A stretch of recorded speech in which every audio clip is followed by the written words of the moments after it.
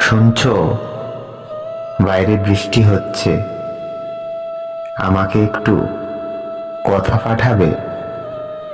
তোমাকে খুব শুনতে ইচ্ছে করছে। ভালোবাসি পাঠাতে হবে না, ভালো তো বাসোই না, সেটা আমি জানি, টের পাই।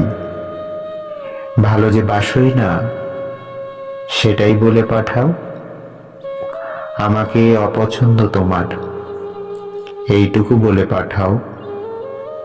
তবু একটু কথা পাঠাও প্লিজ।